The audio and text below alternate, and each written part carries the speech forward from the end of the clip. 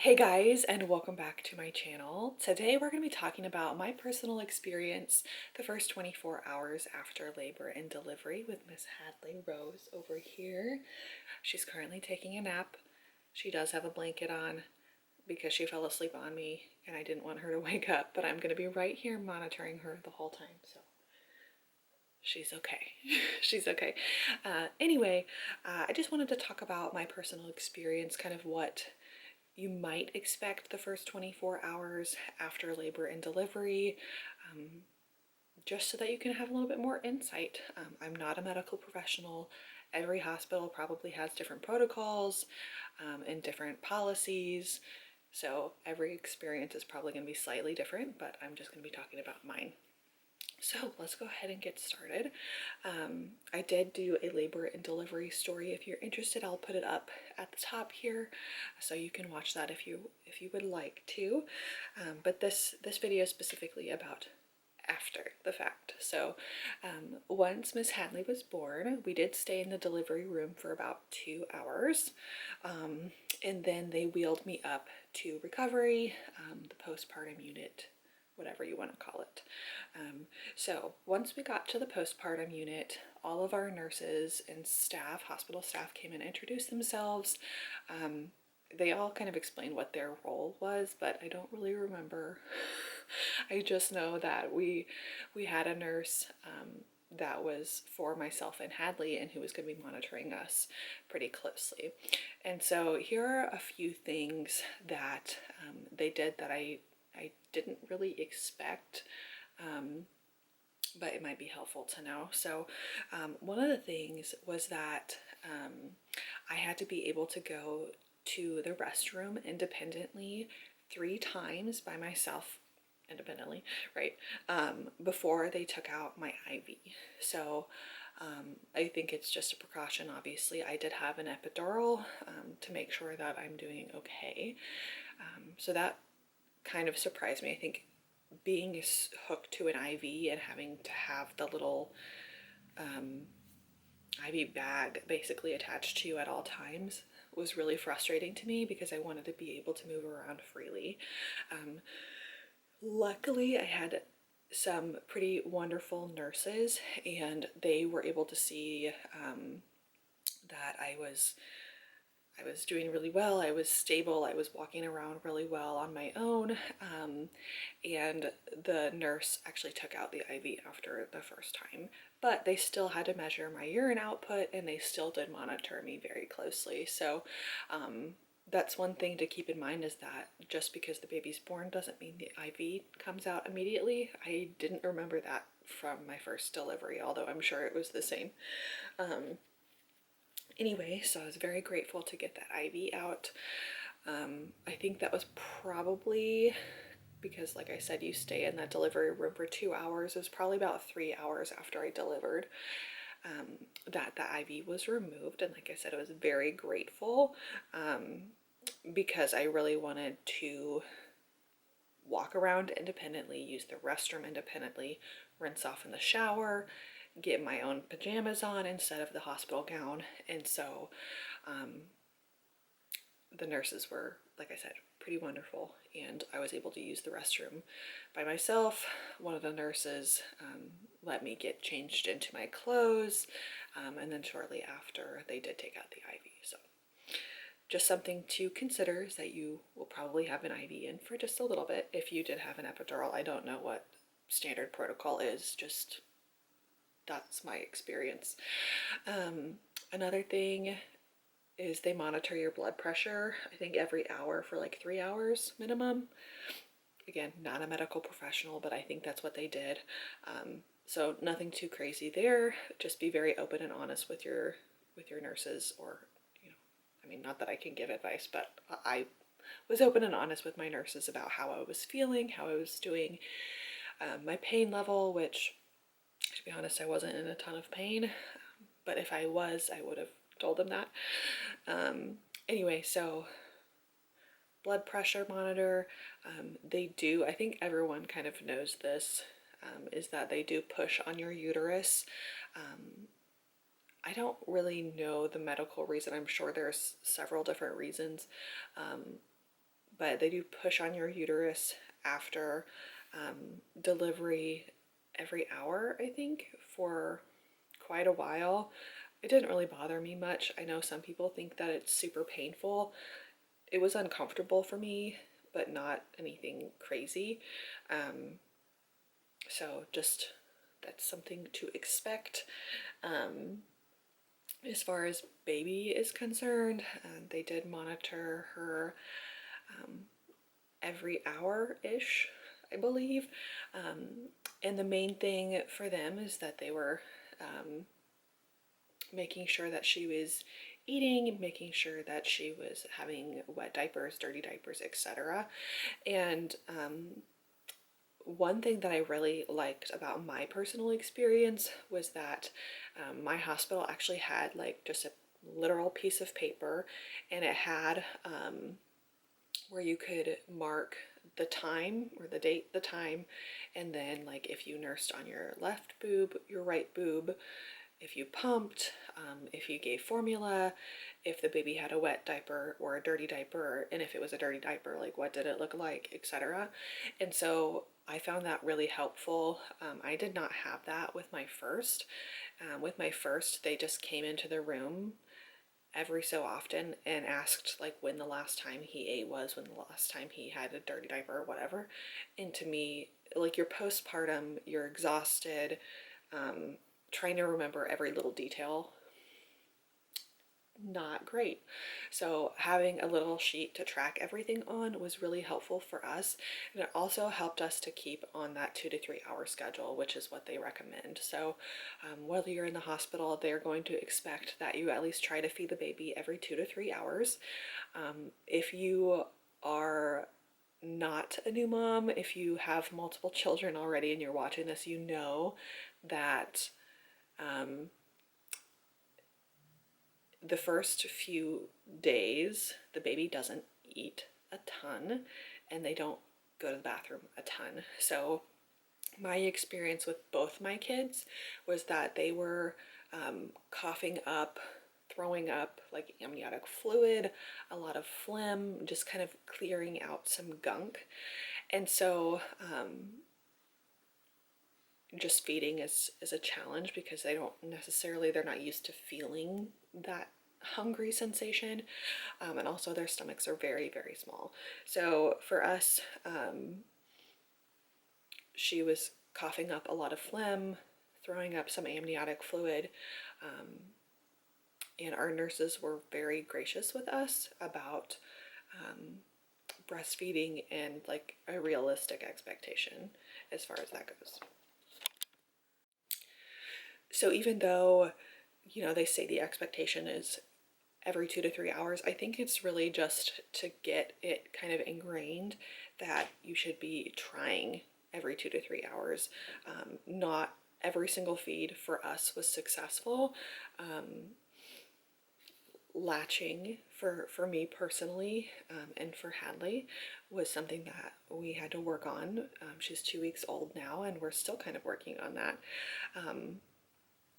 But our nurses were very kind and gracious, and my experience with my firstborn, my son, was that the nurses were really, really pushy and they were kind of, you know, bullying us into like doing formula and that kind of thing. But our experience with Hadley was very different.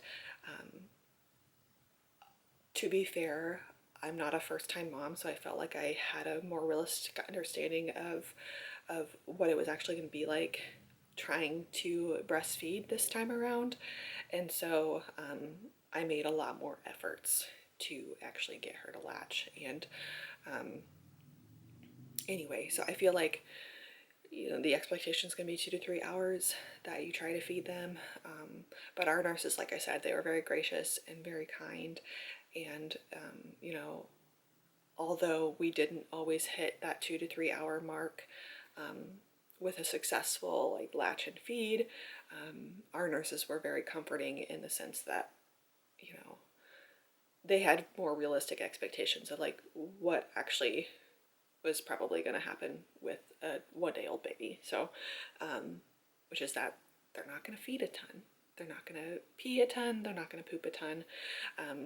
So that was really nice to have more support and more of like a calming, like, yes, you need to try to feed her. It's okay if it doesn't go perfectly according to plan. She ended up having several poopy diapers in the hospital, even though we were only there for 24 hours post birth. And of course, those first poops, the first 3-ish days are like black, green, kind of tarry poops, which are normal. She pooped several times in the hospital, but I believe she only peed twice because again, she wasn't getting a ton of fluids from my colostrum because obviously your milk doesn't come in right when the baby's born. It takes like 4 to 5 days or so.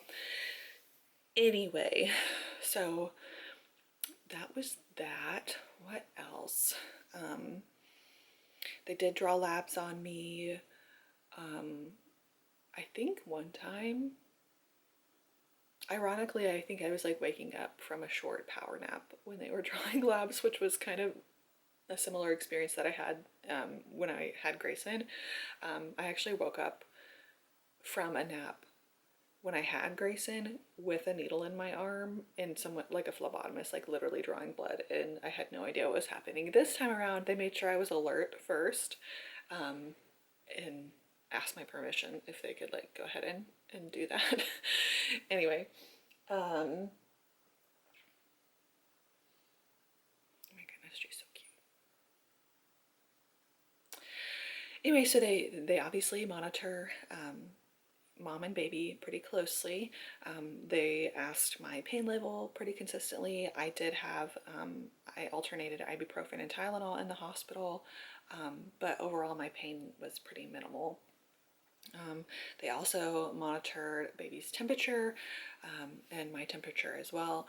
There was one point in time, so when a baby is first born, they tend to fall asleep on the boob pretty quickly, and that had been our experience with Hadley. And so they tell you to like kind of strip him down, just a hat and socks, get him a little bit uncomfortable, awake and alert, so that they can, you know, latch on. So we did that, and there was one time in particular where we had tried for like 10 minutes to get her to latch, and she just wasn't. And then they came and checked her temperature, and her temperature was below the 97.7 mark. There's like a temperature range that they want to keep baby within, obviously. And so we had a little bit of a scare there, but it's because she can't regulate her own body temperature, and we probably had her stripped down for just a little bit too long. So we were able to get her warmed back up. That did kind of freak us out a little bit because it's what you're told to do, is to like strip them down and make them uncomfortable, but apparently it's not always the best thing to do. Anyway, so that did happen. We got her warmed back up. But unfortunately, like for the rest of the hospital stay, which again was only 24 hours, they didn't want us to strip her down to get her awake and alert for feedings. They wanted us to try other things. So it did make it a little bit more challenging to get her awake and alert to latch on. This time around, as far as pumping and breastfeeding, like I said, probably gonna do another whole video on like pumping and breastfeeding because it's such a huge topic. But needless to say, it's hard the first couple of days for sure. I'm 2 weeks in, we're breastfeeding and I'm pumping, and it's still hard. But I think going into it with realistic expectations is probably the most important thing. Anyway, very hard at the hospital to get her latched, but that tracking sheet really helped to at least get a consistent like period of time where we tried to feed her. I did at one point request a nipple shield because I felt like there was a point in time where she had gone like 5 hours without like successfully latching, and I was starting to get a little bit concerned, even though the nurses were saying like it's okay. So I requested my nurse like bring me a nipple shield, and she was like, you know what, lactation is right down the hallway, we'll just get them in here, and they'll see you in a few minutes. And so lactation did come down, and my lactation consultant was wonderful. With my first, I had a lactation consultant, and she really pushed me to do a specific type of hold that I was not comfortable with, that I knew that I wasn't going to be doing when I got home. And so this lactation consultant came in, and I said, you know, this is the hold that I want to do. I don't want to do the football hold because that's the hold that they push on you in the hospital, or at least in my experience with both kids, is that they want you to do the football hold. That's not reality for me. Like, I knew that when I came home, if I wanted to be successful breastfeeding, I was not going to be doing the football hold. So at the time in the hospital, I did the cross cradle. And so the lactation consultant was able to help give me just a couple of modifications to help her get latched on. And she also provided me with nipple balm, which was really helpful as well. So that was a really positive experience. The hospital, in my experience, they just provided everything that I needed. It wasn't perfect by any means, because it's, you know, it's stressful. And you're not your best self, or at least I wasn't after delivery, because, you know, it's exhausting. And likely when you've delivered, you probably have been up for quite a while. For us, we had been up, I think I had been up over 24 hours by the time she was born. So you're exhausted, you're not your best self. So it's, you know, it's not perfect, but it was overall a good experience. Anyway, we had requested, like I said, a 24-hour discharge. Miss Hadley, once her temperature got back to normal, she had appropriate pees and poops, and she was feeding relatively well. I was good. We were both cleared to be discharged at that 24-hour mark, which was really, really great. Couple of things that I failed to mention earlier. I will probably also do a video of like what I actually used in my hospital bag, but I feel like I'm gonna just throw this in here right now. For stuff that the hospital provided. They provided, now every hospital is different. My hospital provided diapers and wipes for baby, baby blankets, and a hat when she was born. For me, they provided disposable underwear, and pads, a peri bottle, Tux, and then Dermaplast, and then like hospital socks. They provided a hospital gown, which obviously I did not want to wear. Let's see. So really everything health wise, like that you're gonna need for mom, was provided by the hospital for me. Same thing for Hadley. So really, bare minimum, I probably could have just packed us clothes and that would have been sufficient. Wouldn't recommend that for like the best possible experience, but they really did provide everything that we needed. Okay, I'm trying to think of what else. Oh, obviously they do a newborn screening. So hearing test, vision test, and then a whole series of tests where they prick their foot, they get the blood from the foot. There's a whole bunch of labs that they send out to do on newborn. Anyway, at this point I'm so distracted by her. She probably needs to wake up from her nap to feed. But I just wanted to kind of pop on here and talk about our experience the first 24 hours after labor and delivery. Hopefully this video was at least somewhat helpful to somebody out there. I know it's kind of chaotic. Postpartum mom brain is just chaos. So I guess get used to it. Anyway, thank you guys for watching. I will see you in the next one.